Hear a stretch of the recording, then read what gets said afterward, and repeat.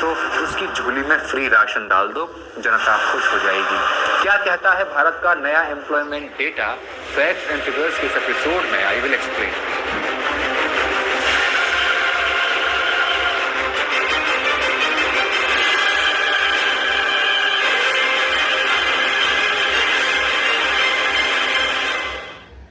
नमस्कार, मैं हेमंत और आप पॉलिटिक्स देख रहे हैं। रॉयटर्स ने देश विदेश के कई बड़े बड़े अर्थशास्त्रियों से बात की है। इनमें से 70% से ज्यादा ने ये कहा है कि जून 2025 में सरकार ने जो बेरोजगारी की दर 5.6% बताई वो हकीकत से काफी दूर है। अंतर्राष्ट्रीय श्रम संगठन ILO इंटरनेशनल लेबर ऑर्गेनाइजेशन की रिपोर्ट के मुताबिक कुल बेरोजगारों में से 82.9% नौजवान हैं। इससे बढ़कर पढ़े लिखे नौजवानों की संख्या 65% है। अब बहुत से लोगों का कहना है कि बेरोजगारी इसलिए बढ़ रही है क्योंकि जनसंख्या बहुत है। ये बहुत पुराना तर्क है कि बेरोजगारी और गरीबी की असली वजह है ज्यादा आबादी।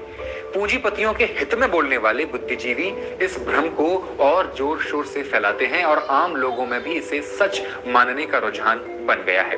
इस झूठी कहानी की नींव रखी थी थॉमस माल्थस ने, एक अंग्रेज पूंजीवादी अर्थशास्त्री जिसने 1798 में ये थ्योरी पेश की।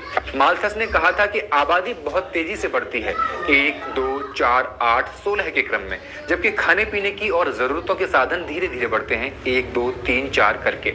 उसके मुताबिक यही अंतर गरीबी और बेरोजगारी की असली वजह है। यानी गरीब खुद ही अपनी हालत के जिम्मेदार हैं क्योंकि वो ज्यादा बच्चे पैदा करते हैं और संसाधन उतनी तेजी से नहीं बढ़ते। माल्थस ने ये तक कहा था कि बाढ़, अकाल और महामारी जैसी आपदाएं दरअसल फायदेमंद होती हैं क्योंकि ये गरीब आबादी को कम कर देती हैं, मिटा देती हैं गरीबों को, गरीब मर जाता है। ये सोच सिर्फ अमानवीय ही नहीं है बल्कि जानबूझकर गरीबों को दोषी ठहराने वाली साजिश थी। कार्ल मार्क्स ने अपनी किताब दास कैपिटल में इस पूरे माल्थस सिद्धांत को वैज्ञानिक रूप से नकार दिया था। मार्क्स ने समझाया कि पूंजीवादी व्यवस्था में पूंजी का जमावड़ा कुछ गिने चुने हाथों में होता है और मुनाफे की होड़ में पूंजीपति मजदूरों की मेहनत को लूटते हैं, फिर उसी से ज्यादा मशीनें पैदा करते हैं, नई टेक्निक्स और नए तेज उत्पादन शुरू कर दिए जाते हैं। इस दौड़ में कुछ वक्त के लिए लगता है कि रोजगार तो बढ़ रहा है, लेकिन धीरे धीरे जैसे टेक्निक बढ़ती जाती है तो टेक्निक के जरिए कम मजदूरों से ज्यादा काम निकलवाया जाता है और तनख्वाह कम कर दी जाती है, मेहनत ज्यादा ली जाती है और ज्यादातर आबादी इसमें क्या होता है, बेकार बैठ जाती है।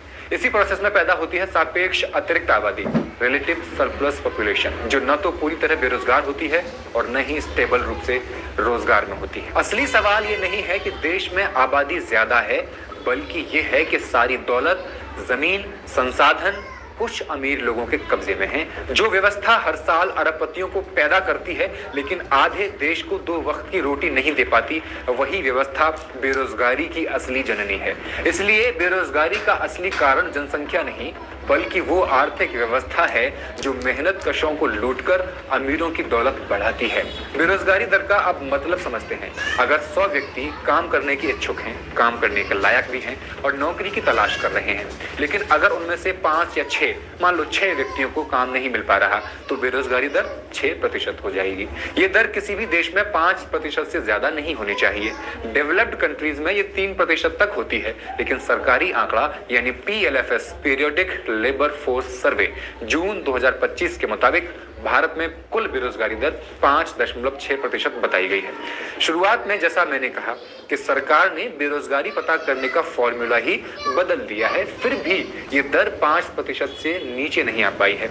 इन्होंने क्या किया है कि एक तो बेरोजगारी दर वीकली स्टेटस के आधार पर निकाली है, यानी इस डेटा में पिछले 7 दिनों में जिसने 1 घंटा भी काम किया है उसे नौकरी वाला मान लिया गया है, फिर भी ये दर 5% से ज्यादा है। या फिर किसी ने पिछले 1 साल में कम से कम 30 दिन कोई काम किया हो, उसे भी ये लोग नौकरी वाला मान रहे हैं। बावजूद इसके 15 से 29 साल के युवाओं में बेरोजगारी दर 15% से भी ज्यादा है। इतनी दर अगर किसी देश में हो जाए तो सरकारें गिर जाती हैं। देश के बड़े बड़े संस्थानों जैसे IITs तक में प्लेसमेंट गिर रहे हैं। बड़ी बड़ी टेक कंपनियों में छटनी की लहर चल रही है। TCS की अभी बार आई कि 12,000 लोगों को बाहर करने की फिराक में है, लेकिन हमारे यहाँ बेरोजगारी दर निकालने के फॉर्मूले चेंज किए जा रहे हैं। अगर मिस्टर एक्स ने पिछले हफ्ते सिर्फ 1 घंटे के लिए कोई छोटा मोटा काम कर लिया, जैसे ठेला चला लिया, खेत में पानी दे दिया, ट्यूशन पढ़ा लिया, या फिर पिछले साल में किसी महीने एक ठेके पर मजदूरी कर ली, तो वो आदमी सरकारी आंकड़ों में बेरोजगार नहीं माना जाएगा। रोजगार से जुड़ी एक अहम चीज और होती है LFPR, यानी लेबर फोर्स पार्टिसिपेशन रेट, यानी कितनी आबादी काम करने में या नौकरी ढूंढने में लगी है। सरकार की जून वाली रिपोर्ट के मुताबिक भारत का औसतन LFPR 54.2% है, यानी देश की आधे से ज्यादा आबादी किसी न किसी तरह से रोजगार से जुड़ी हुई मानी जाती है। और छोटी नौकरियां कौन सी हैं? जिनमें किसी भी तरह की सिक्योरिटी नहीं है, जैसे गिग वर्कर्स, डिलीवरी वाले, जोमेटो वाले, एटसेट्रा। और सबसे ज्यादा डराने वाला सच तो इंटरनेशनल लेबर ऑर्गेनाइजेशन ILO ने पिछले साल ही सामने रख दिया था। उन्होंने अपनी रिपोर्ट में कहा था कि ग्रेजुएट्स के बीच बेरोजगारी अनपढ़ लोगों के मुकाबले 9 गुना ज्यादा है। सरकारी रिपोर्ट कहती है कि पिछले 6 सालों में देश की बेरोजगारी दर आधी से भी कम हो गई है। 2017-18 में 6% थी और 23-24 में गिरकर 3.2% पर आ गई। लेकिन सवाल ये उठता है, क्या वाकई लोगों को अब पहले से ज्यादा नौकरियां मिल रही हैं, या फिर हुआ ये है कि कागजों में बेरोजगारी तो घटाई गई है, लेकिन जो काम बढ़ा वो बिना सैलरी वाला काम है, जैसे खेतों में मदद करना, जिसको तुमने रोजगार मान लिया, घर में अनपेड लेबर, या फिर वो छोटे मोटे काम जो बस जिंदा रहने लायक पैसे दे देते हैं, उसे आप रोजगार कहते हैं, वो जीवनी होती है। तो नौकरी बढ़ी है या मजबूरी बढ़ी है? क्योंकि जब नौजवान ग्रेजुएट होकर रिक्शा चला रहा हो या कोई औरत घर घर जाकर झाड़ू पोंछा कर रही हो, तो उसे कामकाजी गिना जा रहा है। इससे आंकड़े सुधर सकते हैं, लेकिन जिंदगी नहीं। अगर असल में नौकरियां बढ़ रही होती तो आज पढ़े लिखे युवा सड़कों पर कावड़ न उठा रहे होते, लाखों डिग्रीधारी खाली बैठकर निराश न होते। इसी दौरान सरकार ये भी बता रही है कि LFPR 2017-18 में 49.8% था, जो 2023-24 में बढ़कर 60% तक हो गया। फिर वही झूठ, क्या ये बढ़ती संख्या वाकई अच्छी नौकरियों की है? खेतों में और घरों में बिना वेतन का काम भी रोजगार गिन लिया जा रहा है। जब रिक्शा चलाने, ऐप डिलीवरी करने या 1 घंटे के ट्यूशन को भी जॉब मान लिया जाए, तो बढ़ती LFPR असल रोजगार की नहीं, एक बढ़ते संघर्ष की कहानी बन जाती है। LFPR बढ़ने की एक वजह यह भी है कि अब ज्यादा लोग सेल्फ एम्प्लॉयड, यानी खुद के दम पर किसी न किसी तरह का काम कर रहे हैं। लेकिन सेल्फ एम्प्लॉयड कहना भी अपने आप में एक भ्रम पैदा करता है। एक तरफ एक बड़ा बिजनेसमैन है जो करोड़ों का बिजनेस चला रहा है, वो भी सेल्फ एम्प्लॉयड कहलाता है। दूसरी तरफ एक छोटा किसान है जो किसी और की जमीन पर हल चला रहा है, वो भी उसी कैटेगरी में आ जाता है। तो ये न्याय किस तरीके से है? लेकिन दोनों जिंदगी आप देखेंगे तो उनकी सिक्योरिटी जांचिए और शोषण का उनका लेवल देखिए, किसका ज्यादा शोषण हो रहा है। जमीन आसमान का फर्क नजर आएगा।